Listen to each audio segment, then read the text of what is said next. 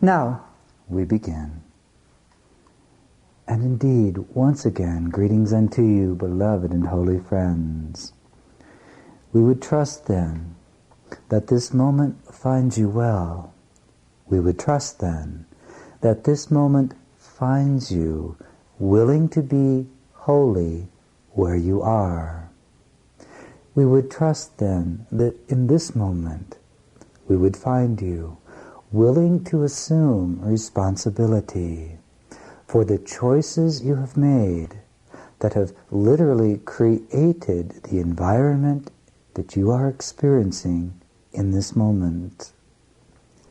The chair in which you sit, the walls around you, the things that hang upon the walls, the individuals with whom you find yourself in close proximity, the individuals with whom you find yourself in relationship, the individuals with whom you work, those with whom you play, those with whom you share.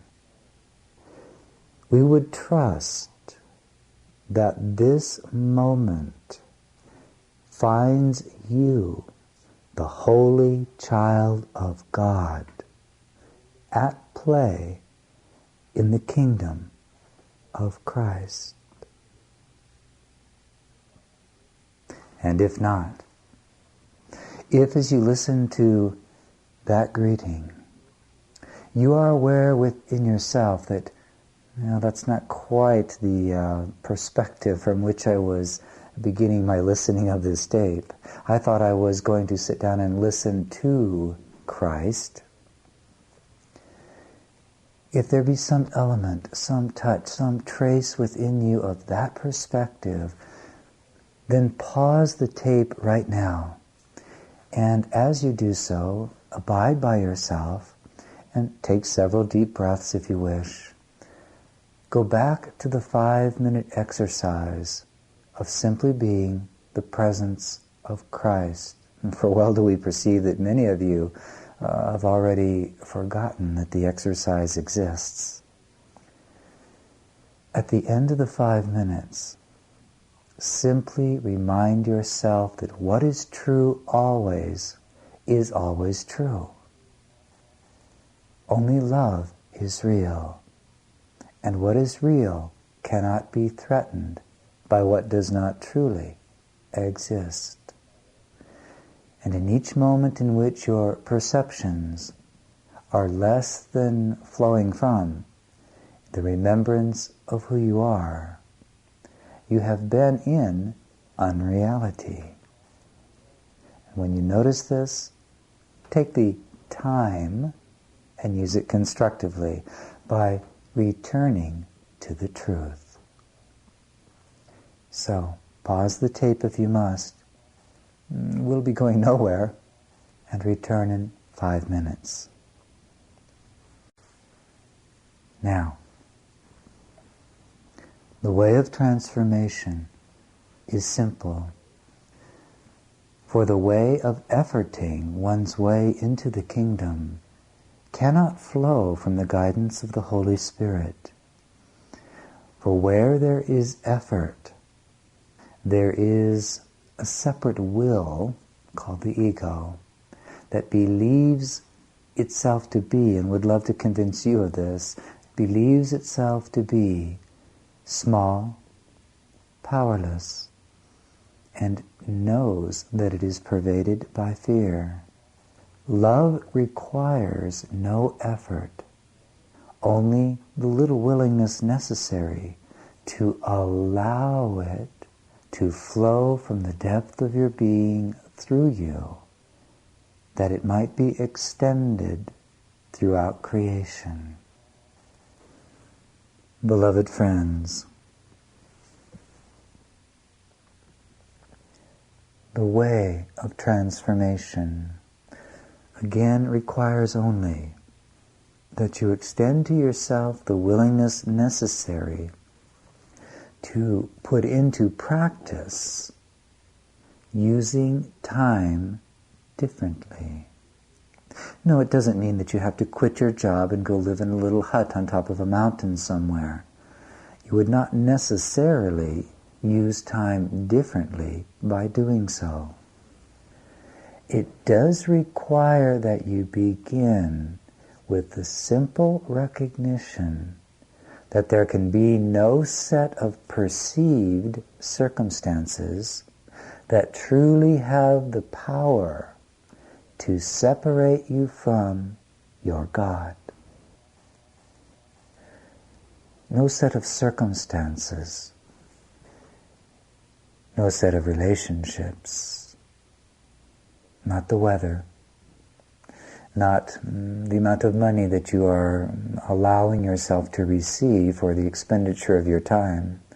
There is nothing in the world that has the power to separate you from your God. You are the one who holds dominion over all things. And what does this idea of dominion mean? It means that you are the one who is the source of the power which can choose how you will see what is around you, how you will perceive it, what you will believe most about it. You are the one with the power to penetrate the illusory veil of the world and see the heart or the essence or the truth or the Christ child in everything. A blade of grass, the cry of a child, the barking of a dog, the coming of the mail with the bills. Therefore, the way of transformation does not require you to change your circumstance. It merely requires that you change your attitude toward them by recognizing that they are harmless, by recognizing that you have called all things to yourself. There are many that would teach that you must sit around and ponder why you did this and why you did that, and oh my goodness gracious. I say unto you, all that is required to begin is the willingness to accept that in the great mystery of consciousness, you are the power and the source for all that you think, all that you see, all that you feel, and all that you would be and do. You abide in that freedom constantly. The way of transformation, then, rests simply on that. How will I decide to use my time?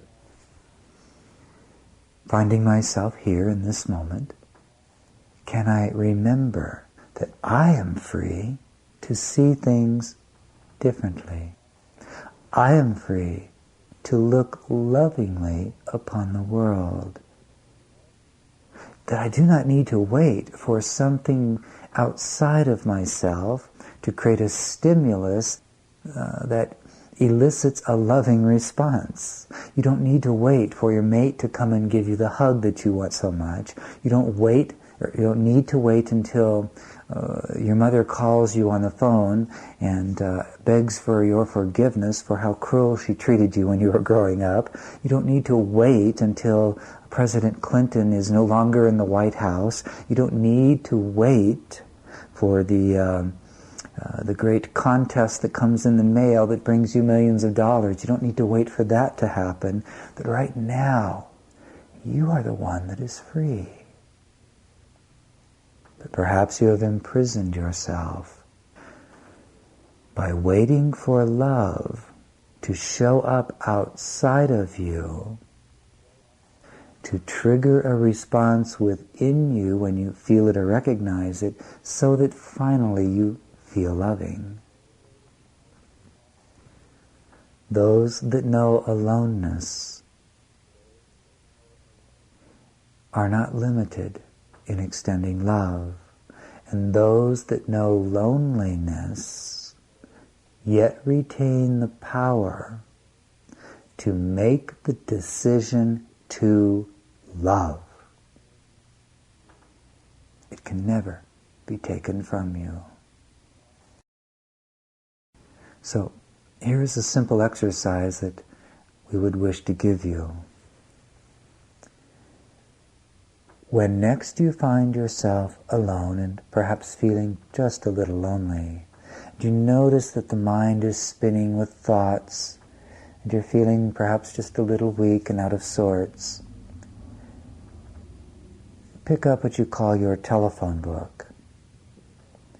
Take 3 deep breaths, and with each breath say to yourself, in reality, I remain as I am created to be.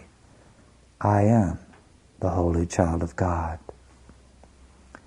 Then merely open the phone book. Place your hand on one of the pages with the many names and numbers, and just feel your way to a specific name and number, and you'll know the feeling. And then for the fun of it, call that person. And when they answer the phone, merely say, I'm not here to sell you anything, I just need about 15 seconds of your time. I know you've never met me, but I was just sitting in my chair remembering that the truth is true always. And I'm calling to remind you that you are loved by God. You've never failed. You've never done anything wrong. You remain pure and innocent, even now. And I just wanted to give my blessings to you. Have a nice day. Goodbye. Where you see, the world in which you live has but one purpose. It is the same purpose that all dimensions of creation have. To be the extension of the Father's love. For that is what creation is. And then to extend that love from that world, from that dimension. Each and every one of you has but one treasure, only one treasure. It is not your child, it is not your spouse, it is not the new car in the garage. Your treasure is your reality as the unlimited, holy, and only begotten child of God. You are the field of consciousness through which the Father would extend Himself. This means that if this is your only treasure, your greatest joy will be discovered as you cultivate within yourself the habits of mind, the habits of body, the habits of choice that begin to align what you think, what you see, and what you do with the truth that is true always. For your joy will be found as you recognize that you exist to extend your treasure. And as you do so, you immediately add to your Father's treasure, whose only will is to extend that which He is forever, unbounded, unlimited. And God is but love. Now, the grand thing about love is this. It does not require any set of conditions to exist before it does. Now, how is this different than some of the things you experience in life? Rest assured that as a body, there are certain conditions that must exist before the body can be satiated with food or water. There must be certain conditions that are met before the body stops shivering against the cold. Your world is based on the topsy-turvy perception. That is an interesting word, by the way. Topsy-turvy. Is based on the perception that conditions must be met before there can be a choice for peace instead of war, for forgiveness instead of judgment, for love instead of fear. And when the conditions outside of me change, then I'll make the choice for love. I've often said that the world is merely the reflection of the insane choice to deny love and to be devoted to fear. The world is diametrically opposed to the truth of the kingdom. The world is the opposite of reality. The way of transformation then rests on the complete reversal of the thought system you have learned in the world. But that thought system is not merely the practice of new ideas repeated ad nauseum in the mind. That reversal of thought must permeate the entire field of the body-mind, which is nothing more than the field of your consciousness, so that you know that change has occurred. So that when you are in any set of circumstances that once seem to elicit judgment or fear or anger or hurt or sadness, that you recognize, my goodness, my whole body feels different. I just feel like being loving. I feel totally safe. What's the big deal here? Well, I remember when these kinds of circumstances would have elicited sadness or hurt or fear or anger, and now I just think it's a beautiful place to be, because here I can extend the love of Christ. Wow, what a joy, what a treasure. Thank God I have this moment in which I can be the blessing that blesses this world. What is the world if not each moment of relationship in which you find yourself?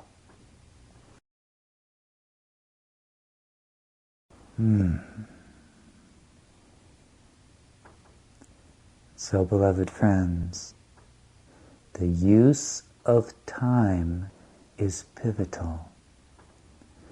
The use of time determines at all levels what you will experience in your tomorrows. And long after the body ceases to be the teaching and learning device that you are most attached to, long after the body dies, you will indeed be continually stepping into your tomorrows. For you are that sunbeam sent forth from the sun, from the mind of God. And that light never stops traveling, let's put it that way, to use a spatial term. You will never cease to create. You will never cease to experience. The only choice you ever have is this: will I assume responsibility for doing whatever I must do to eradicate every misperception, every obstacle to the presence of love, every limited belief I have ever learned about anyone or anything, especially about myself? When will I choose to assume responsibility for cultivating that perfect remembrance that I and my Father are one, that I can perceive the real world, the reality that shines through everything, that is present in the very material that makes up the chair in which you are sitting, that literally pervades the thing that you call the body, that you think is so dense and hard. Or perhaps if you've not been exercising, it is also a little soft. The point is, there is nothing that you see that is not pervaded by the perfect radiance of God's holy presence. Nothing. A stone, a leaf, a piece of paper blown by the wind, even the shoutings of fear and anger from anyone, yet contains within it, if you would receive it, the perfect love of God. For your Father does not ever recoil or withdraw from the unlimited and perfect extension of Himself. And God is but love. If you did not abide wholly in that love in this moment, you would immediately cease to exist. I don't just mean die, I mean literally cease to exist. There would be no trace of thought or memory in any mind of you. It is only because love is that you are. This is why I once said, of myself I can do nothing, but my Father through me does these things. I did not say, I learned these of my Father, and now I will be the maker and doer. I acknowledged my complete helplessness, my complete dependency. I eradicated any perception that I was a self separate from God. I stopped giving authority to the tiny little gnat shouting at the vastness of space. My will be done. As you sit in your chair then in this moment, hopefully with your transformation journal in your lap and the pen that you have purchased for only this purpose, remember this. You are wholly dependent at all times on the pervasive reality of love, which has given you existence out of its desire to extend its treasure, joy. This is the reality of who you are in this moment. You are as the wave that has arisen from the ocean of God's perfect and holy love. You could not for a moment be cut off from it. And yes, tomorrow things will change. Yes, there will be a point when the body breaks down and dies. Yes, there will be a moment in which all that you see before you will be there no longer. For all things that arise in time end in time. That's the way it is. And yet, you are free to cultivate the ability to perceive the real world. To see, to know, to feel, to taste, to be, to extend that which is real. And only love meets that definition. And therefore, again, by way of another exercise, take just a moment, and if the eyes are closed, open them and look around you. What is the first thing that your eyes see? Be with it. Don't be so fast to judge it as a candle or a flower or a picture. Simply be with it. Let the body relax. Stop thinking so much. What is this thing? Do you truly know what it is or what it's for? You describe it, you name it, as Adam once did the animals in the story of the Garden of Eden. And the human mind believes that once it has named or defined a thing, it therefore knows it. It is called the smugness of egoic knowledge.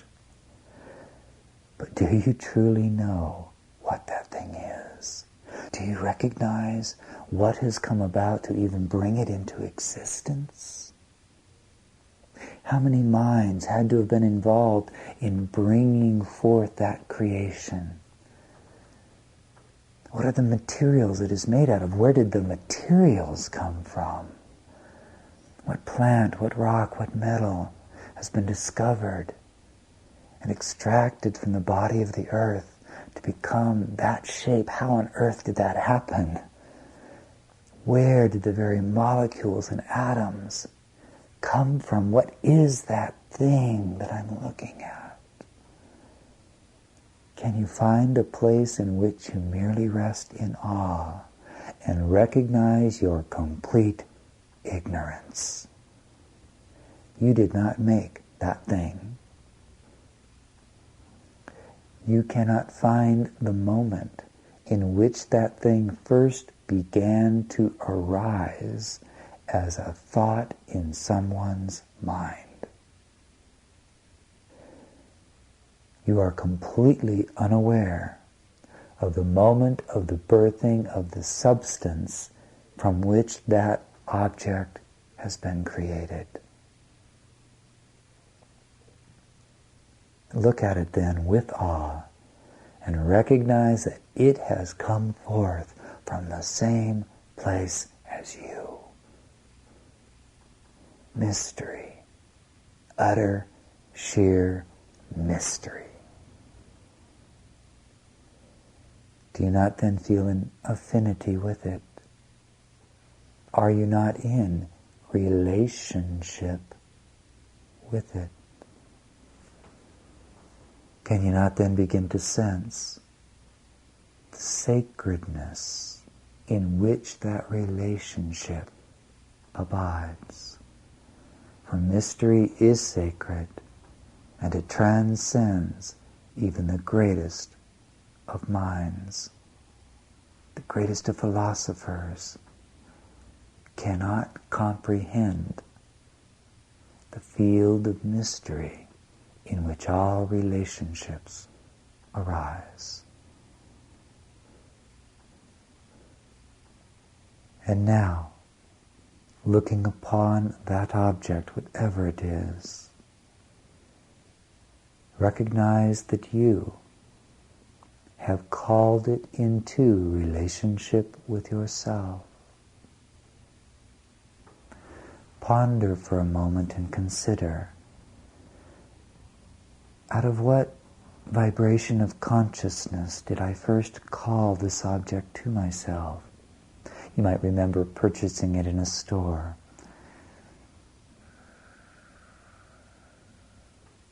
See if you can discover the very first moment in your memory, in your consciousness, in which this object came into the field of your awareness. What was going on? What were you thinking? Or were you thinking at all?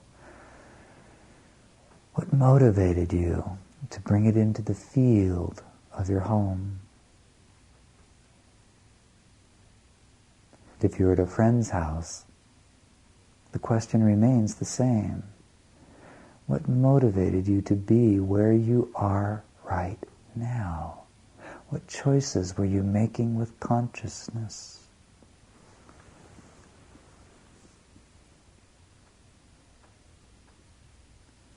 Now again, we would suggest that you pause the tape and spend about 5 minutes repeating this exercise with several objects or things that you see in the room around you. And don't forget that might even include your kneecap or your hand, a ring upon your finger, the socks upon the feet. Enjoy this exercise. Remember, don't press the brain, that is, don't think so hard. Relax the body. Sit in the chair as though you are Christ and just look. Go through the kinds of questions we've given unto you, and then we will continue.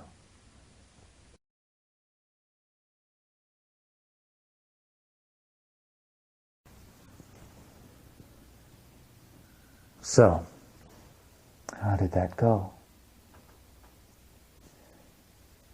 Beloved friends, this exercise is very, very similar to one that I was also given by my Essene teachers when I was fairly young.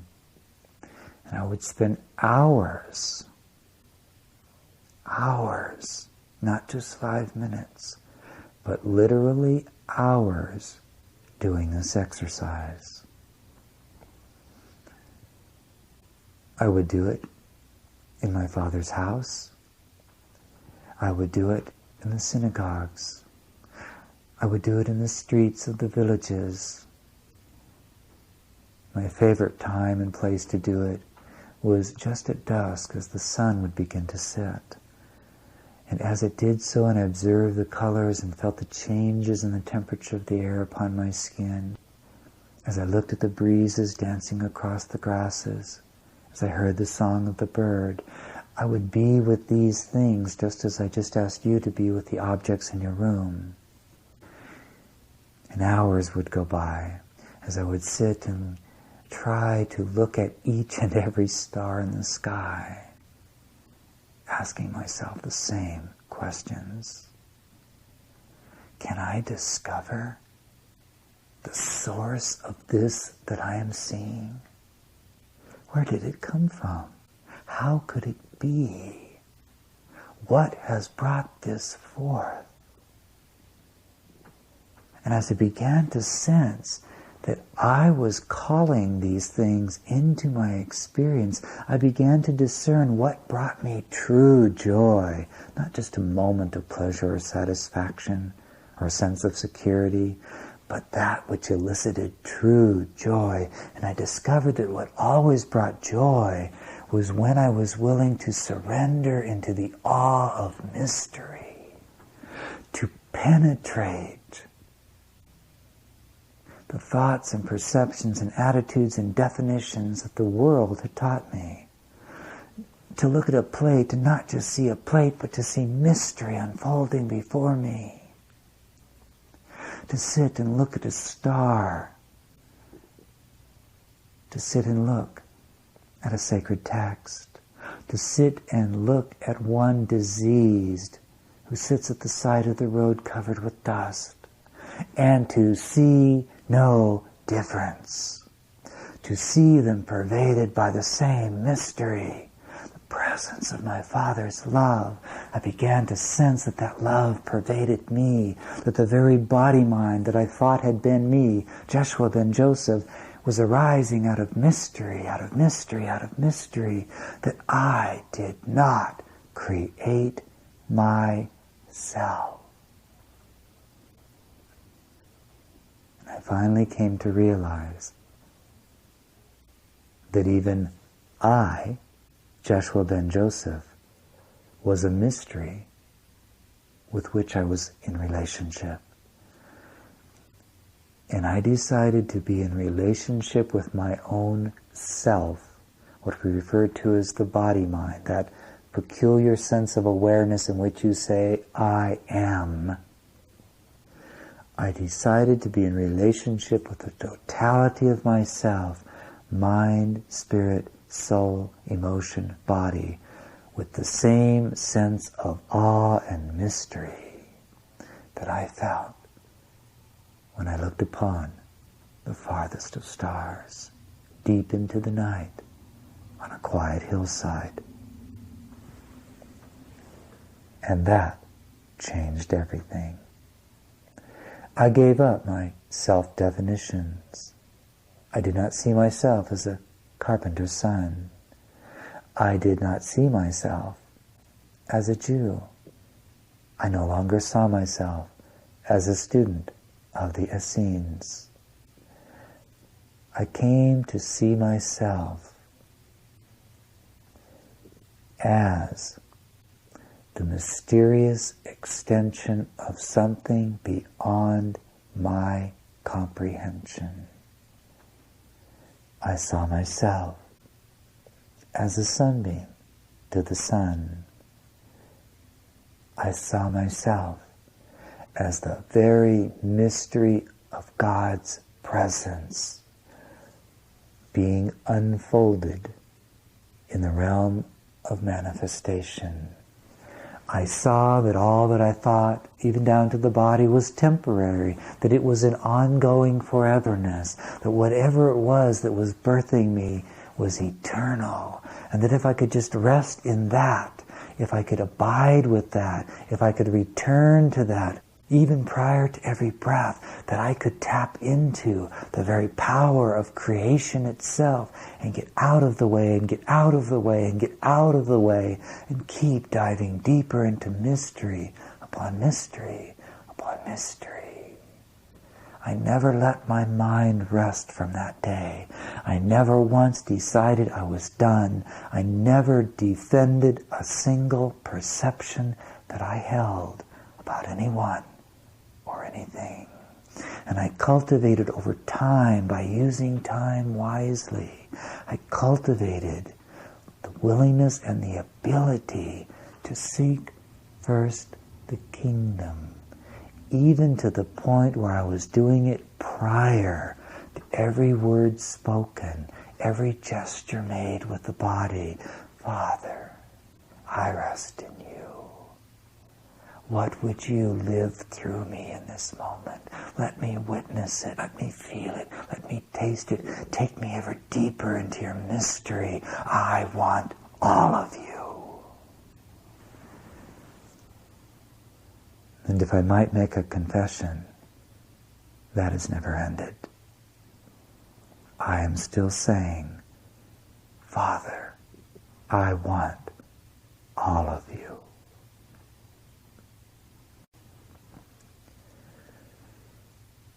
The way of transformation, the willingness to use time differently. There must come a point in the journey of each individual in which the head bows and the thought emerges, I want only God. And I no longer care what it takes, what is required.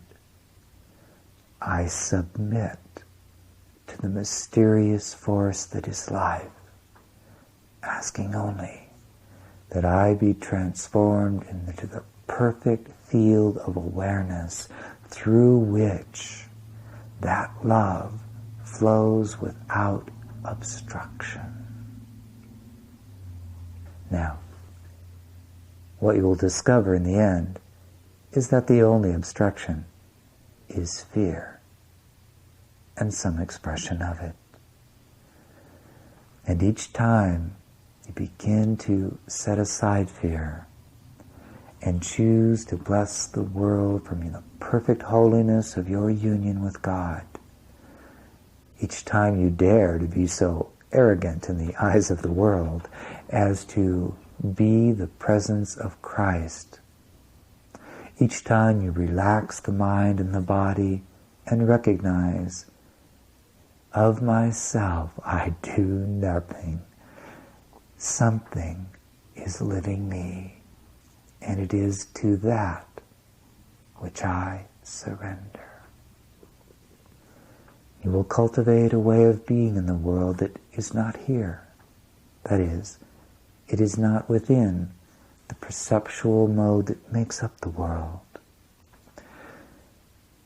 You will be different.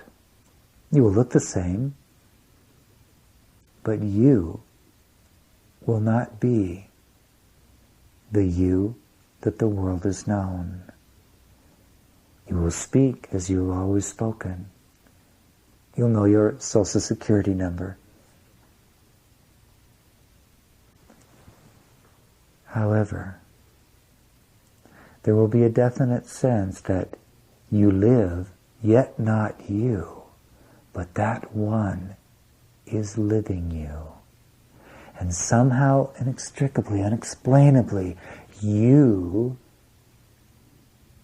are being allowed to be the field of awareness that gets to witness life living as you. And you will know that it is sacred. You will know that it is beautiful. That right now, wherever you are in this moment, you are the embodiment and the expression of mystery. Love, forever extending itself. You are the very joy of God.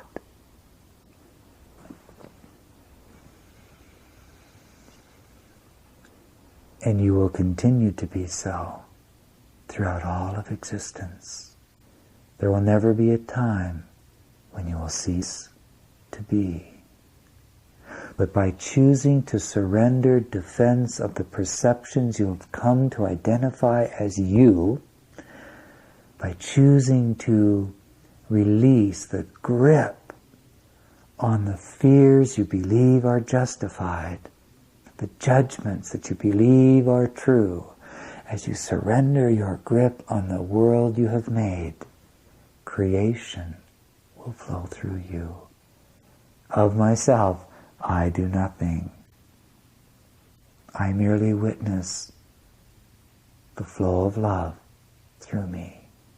And I've used time wisely to cultivate perfect remembrance of the real world. Time and space do not imprison me. This body is not me. I use it as a tool to fashion and shape that which in this world can extend love into any moment.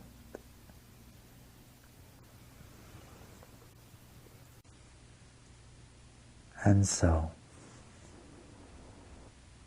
we have come now to a good ending point for this, our second adventure into the way of transformation. Again, notice what thoughts, what pictures, what items you've chosen to write into your journal. Notice the feelings that are occurring in the body even now. Notice the thoughts, the pictures, the images that you may hear echoing through the field of the mind. You abide nowhere but in the infinitude of God's presence. And mastery comes when finally you choose to release all attachment to fear. And in perfect surrender, you release the dream of the dreamer itself and allow the mystery of life to live you. Without obstruction, without fear, in perfect knowledge that I and my Father are one. There's nothing I have to do to get God. There are only some things to be released so that God can get me. And so, beloved friends, heed well what was shared at times in a very subtle way in this hour. We would highly suggest that you listen to this tape several times in different environments at different times, perhaps at 3 a.m, perhaps at midnight, as your spring comes to warm the earth. Again, take this tape and find a small hill or you can gaze at the stars and perhaps abide with them differently. Listen to this tape when you're feeling harried or stressed. Look at all of the different sets of circumstances that you have believed have the power to limit your choice or distract your energy. And listen to this tape in those circumstances. When you're sad, when you're lonely, when you're harried, when the room is filled with 50,000 friends. Well, okay, perhaps 10 or 15 will do. Take it and listen to it sitting on a park bench, on what you call the benches in the great malls, where the many beings in your country come to worship their god of stuff and exchange their golden coins for it. You call it the shopping. And shop instead for a new quality of awareness, a new way of being, that which penetrates what you believe you're seeing and reveals to you the perfect harmony of the kingdom, the presence of the love of God. No one will ever make this journey for you. No one you see, no one with whom you live will ever make the journey to God for you. So get clear about your priorities and seek first the kingdom. And above all, know that you're not alone. We are indeed with you always. And I close then by saying, I love you. Peace then be unto you always.